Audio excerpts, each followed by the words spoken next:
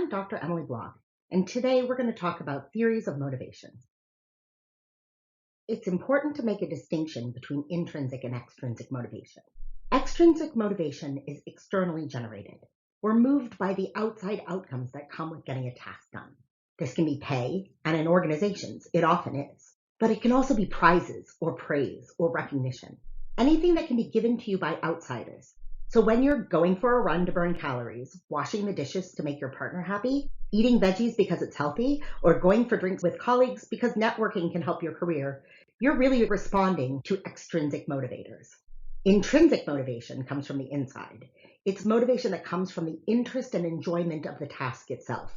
We do lots of things for intrinsic reasons because we want to stretch ourselves and grow, because it aligns with our passions and values and identities, or because something just seems fun. So whether you're reading a book because you love to read, hanging out with work friends because they're fun, going for a run to push yourself to your limit, or writing as an outlet for self-expression, you're responding to an intrinsic motivator. Very simple concept, right? But it gets a little more complicated. For example, what if you're motivated by both? You run to stay fit, but also you run because you love to run. It's very possible. Extrinsic and intrinsic motivation are not mutually exclusive. However, focusing on the reward could actually hinder your intrinsic motivation. My daughter Abby is so curious. She'll just run around trying to experience the world with seemingly little reward. She just wants to explore and master things. And watching her reminds me how much humans have an innate propensity to learn and grow. But then we get older and we start getting rewarded for learning. Grades, praise, money, status. It makes it harder to keep doing things just for the sake of doing things. Even things that we want to do just because. Studies have found that extrinsic rewards undermine intrinsic motivation. That when you expect a reward for doing something, it reduces your intrinsic desire to do it.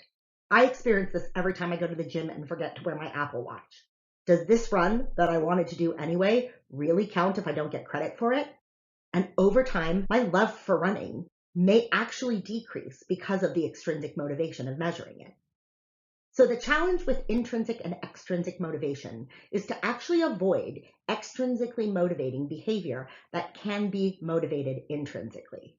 For behaviors you've never enjoyed in the past and will likely never enjoy in the future, rewarding yourself for doing it is a good idea.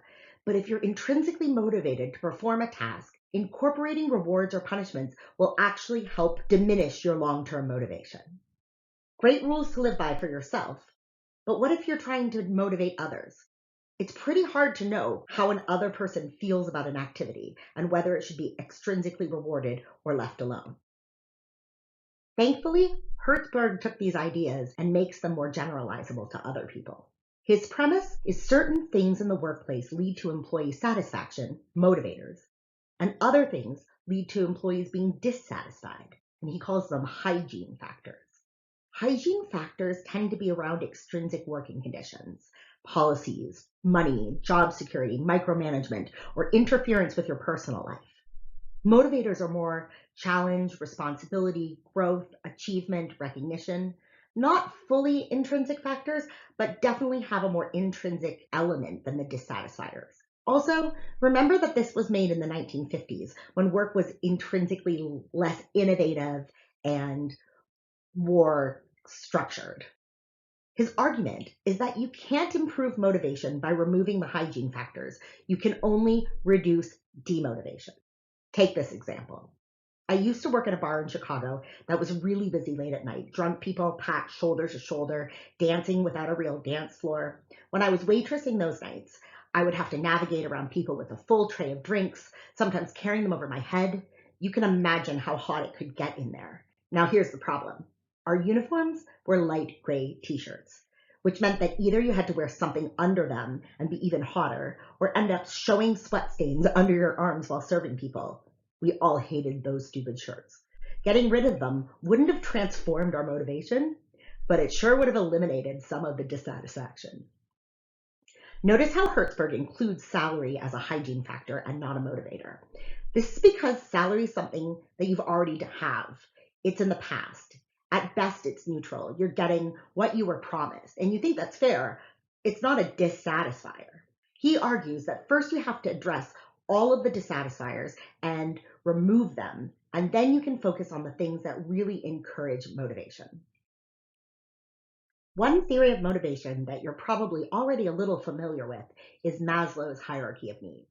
He argues that lower order needs, the ones at the bottom of the pyramid, have to be satisfied before you can reach higher order needs. At the lowest level are your physiological needs, food, water, sleep, those that meet the very basic elements of life. The second level are safety needs, which includes physical security as well as emotional and financial security and health. The third level is social needs, those that make us feel a sense of belonging and having connections with others. Next are esteem needs that give us self-respect and include freedom and independence, status and attention and mastery. Finally, self-actualization reflects when one achieves one's full potential. Maslow's theory has huge appeal, particularly because it makes so much intuitive sense. It's hard to be all that you can be and reach the best version of yourself if you're hungry or worried about your safety or lonely, struggling to become a master of your craft. It makes us feel like there's a mountain or a ladder that we're climbing. The problem with Maslow is that it hasn't been successfully empirically validated. First, because it would be really hard to get ethics approval to perform experiments when we denied some subjects food or safety, but also because the lines between the stages are hard to navigate when we all live these needs simultaneously. And there are all the other counterexamples that turn the pyramid upside down. The starving artist, religious figures like nuns and monks who give up worldly possessions for self-actualization, the power of friendships in war zones. So what to make of Maslow? I like to use it as a nice story that reminds us that there are different needs that we need to satisfy, but not to take too seriously the ordering of those needs. McClelland's need theory is a motivation theory based on state-based personality characteristics, that individuals have different motivation needs, and that these needs can vary over time and based on different experiences, but that understanding those needs can shape how they can be filled. The three needs are need for achievement, need for power, and need for affiliation, and they reflect the three very different ways that people are motivated. People who have a high need for achievement want to conquer the task, climb the mountain, slay the dragon. They're really goal-oriented, and they get internal satisfaction from achieving and exceeding the goals that they set. They want to be the best, throw themselves into the job, and are intrinsically motivated to perform at a high level. These people need to be stimulated or else they become demotivated. People who have a high need for power are motivated by the desire to influence others. They like to be directing traffic, shaping strategy, making the hard decisions. They are motivated by respect, reputation, and status. There are two types of power, personalized power and socialized power. People who have a need for personalized power tend to view power as power over people, whereas people who view a socialized power tend to care more about working through others. People who have a high need for affiliation are motivated by relationships. They want to be loved, to make friends, or feel appreciated as part of a team. I can really relate to this. I'm a very high need for affiliation person. I agreed to teaching this class mostly because I wanted to teach with my friends. If you think about these different needs and relate them to leadership styles, there are some clear differences. High need for affiliation leaders and managers may avoid giving negative feedback in order to create harmony. High need for achievement leaders and managers may tend toward autocracy, micromanaging, and putting the ends ahead of the means. High need for personal power may drive some political and potentially destructive work behaviors, where need for socialized power may drive more democratic leadership. Moving on to reinforcement theory. Sometimes the most powerful theories are pretty common sense things that we've known our whole lives, but that are articulated and tested empirically. For me, the quintessential example of this is reinforcement theory, and as a new parent, it's coming up a lot lately in my life. It's a theory developed by Skinner that argues that behavior is a result of consequences, and if you can figure out what behavior should be rewarded, you can isolate and encourage the behavior or discourage the opposite behavior through either reinforcement, rewards, or punishment. Reinforcement theory identifies 4 levers to press to encourage or discourage behavior. Positive reinforcement is making certain that positive behaviors are reinforced with positive rewards. So giving your kids a reward for good grades or giving yourself a reward for reaching your goals is an example of positive reinforcement. You do want to make sure that the rewards are aligned with the overall goal, which means that rewarding myself for going to the gym with York peppermint patties may be an example of positive reinforcement, but it's probably a counterproductive one. Punishment is the method that uses negative consequences if an undesirable behavior occurs. So just like positive reinforcement, you're adding something in response to behavior, but in this case, you're adding something undesirable. For example, I hate bananas, they're gross. If I were to punish myself for not going to the gym by forcing myself to eat a banana, I would never skip a leg day. Negative reinforcement is the one that sometimes trips people up. Unlike the first two, where something is added, here something's removed to reinforce behavior. It starts with a negative consequence and removes it if the desired outcome or behavior is performed. The best illustrative example of this has a kind of a trigger warning. I do not condone violence, but where punishment is, if you don't eat your veggies, I'll spank you, negative reinforcement is, I'm going to keep spanking you until you eat your veggies. You can see how that would be problematic in practice. First, it's really hard to eat while being spanked, but also spanking can cause all sorts of other undesired behaviors. In organizations, these negative reinforcement strategies often take the form of probationary periods where people are given lower status in the organization, or in the case of my bartending days, crappy shifts, until they prove they can perform up to the standards, and then the negative stimulus is removed. In theory, you could also remove a pleasant stimulus to decrease behavior. You see that a lot with parenting, especially when teaching kids how to sleep on their own. You stop cuddling them or something, or soothing them so that they'll stop needing you to fall asleep in their arms. Or you can use a final type of reinforcer, which is extinction, where you essentially let your kid cry it out and ignore them. This works with a lot of people who are trying to get a reaction out of you by their behaviors and assumes that if the reaction is the goal, eventually, if you stop paying attention to them, they'll stop the behavior. One of the reasons that reinforcement theory is so powerful is because it's so intuitive. Positive reinforcement is the most powerful tool we have to shape behavior, whether it's through pay or praise. Rewarding through a positive stimulus is really effective. Extinction can also be effective, but it's kind of slow and sometimes painful. Although both negative reinforcement and punishment have their place, they're riskier than positive reinforcement.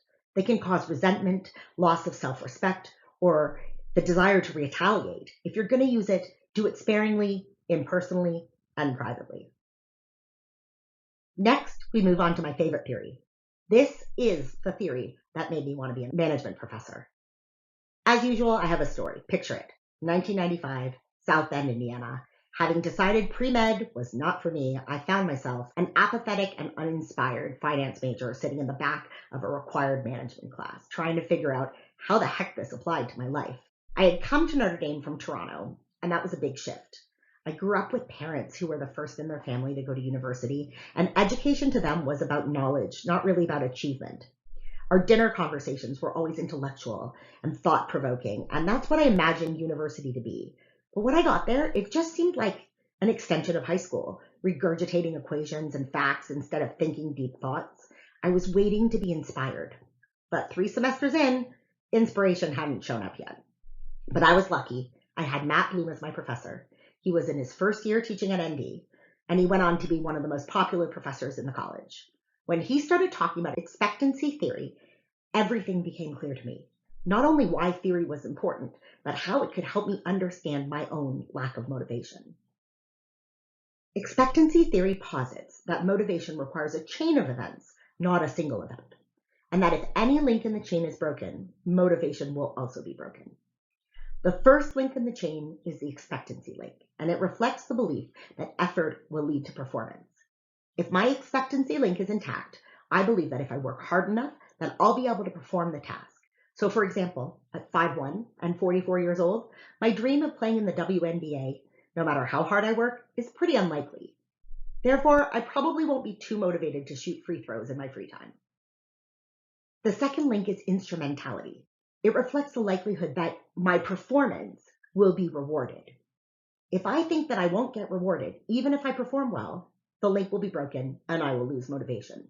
There are lots of reasons why instrumentality can break down. Unfair systems, lack of resources, nobody paying attention. But anytime you feel like your hard work is going down the drain, that's a break in your instrumentality link. Finally, the third link is valence. It reflects the degree to which you care about the reward being given for your performance.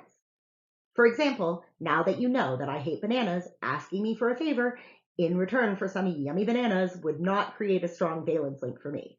Blueberries, on the other hand, I'm in.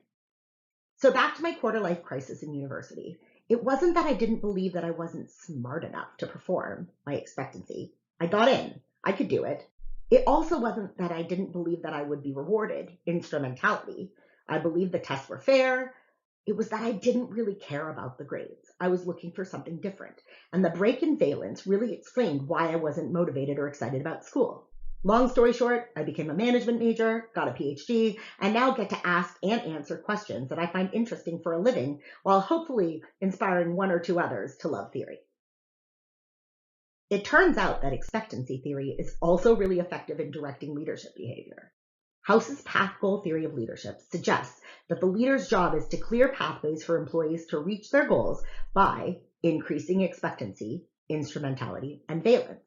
This could be making sure that employees have the right knowledge or resources to perform their jobs by increasing expectancy, that they're recognized for their good performance, instrumentality, and that the rewards are valued, valence. Another motivation theory that is worth mentioning is goal-setting theory. Both common sense and empirical research are clear. Setting goals are important in driving performance, but not all goals are created equal. You may have heard SMART goals. This is an easy way to remember that the most effective goals are specific, measurable, attainable, relevant, and timely. Goal-setting theory also goes a bit further than SMART goals and models the process of effective goal setting. Goals should be specific, but also difficult. Not so hard that they're impossible, but they have to be realistic and challenging. For example, my goal as a busy person is to try to get my house a bit clean before I go to bed every night. But what do I mean by clean? Do I need to vacuum and wash the floors, or does dumping the dishes in the sink count? Let's be honest, I probably won't ever vacuum at night. That's too hard. But dishes in the dishwasher, counter wiped off, toys and electronics put away, and blankets folded, that seems challenging but doable. In order for goals to be motivating, individuals need to be committed to achieving them. One way to do this is by making them public. So next time you see me around campus, feel free to ask me if I'm still cleaning my house before I go to bed. That may just be enough to increase my commitment to those goals. We are also more committed to goals that we set for ourselves than those that are imposed upon us. If goals can't be fully self-determined, participation in goal setting helps make them more accepted and therefore more motivating. Goal setting theory also suggests that internal factors such as self-efficacy and external factors like culture play a role in motivation, and that those factors have to be aligned with motivation for the goals to be effective.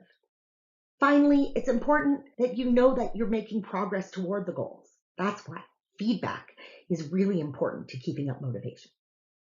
Finally, the last motivation theory that I want to leave with you is equity theory. So far, all of the theories of motivation that we've had have had to do with the person being motivated and or the organization or the leader that is doing the motivating. But the reality is we live in a world where we're constantly comparing ourselves to others, friends, coworkers, siblings, and so far none of our theories have taken into consideration how these comparisons influence our motivation until equity theory. This perspective says that motivation is directly impacted by social comparisons that we make, specifically how fair we perceive systems to be. We pick a particular comparative referent and then try and judge whether we're getting a fair deal relative to what they're getting. However, it isn't only about the amount of rewards each of us is getting, it's about the effort to reward ratio. Equity theory posits that we compare our perceived inputs to our perceived outputs. And then we compare that ratio to the perceived inputs and outcomes of others, and that we're triggered when these are out of balance. Inputs can be the hours you work, but also intangibles like loyalty, commitment, or trust. All the things that you perceive that you're giving your employer, the things you put into the job. Outputs involve the compensation, but also the intangibles that you get out of work, like recognition and respect. I'll give you an example. My sister Ellen and I, we both have PhDs. We both teach at North American universities and work about the same number of hours. But because she's a professor in anthropology and I'm a professor in business, I get paid quite a bit more than she does. So if she chose me as her referent, she'd be pretty dissatisfied and demotivated because compared to me, she gets paid less for every unit of work. However, last year I took over an administrative role. I'm in charge of our PhD program and supervising a bunch of students. It's a ton of extra work and I don't get paid anything extra for it. Ellen doesn't have any administrative duties or any PhD students. So suddenly, as my workload goes up, she may feel that it's more equitable. Yeah, I make more, but I also work longer hours. Equity theory says that we're all attuned to these comparisons and that we're motivated to restore equity. There are lots of ways that people go about trying to restore equity. One easy way is to change the comparative referent. Ellen could say, it's really apples and oranges to compare Emily's job in a big business school to mine in a liberal arts college. Maybe I should pick a better referent. Maybe somebody working at a similar sized institution. Another way is to decrease our inputs. Ellen could say, screw this, I'm just going to work less hard. I can't control what I get paid, but I can reduce my effort, and that'll restore equity by making each unit of work worth more. Or she could try and increase her outcomes. She could ask for a raise, or she could use more unsavory ways to increase her outcomes.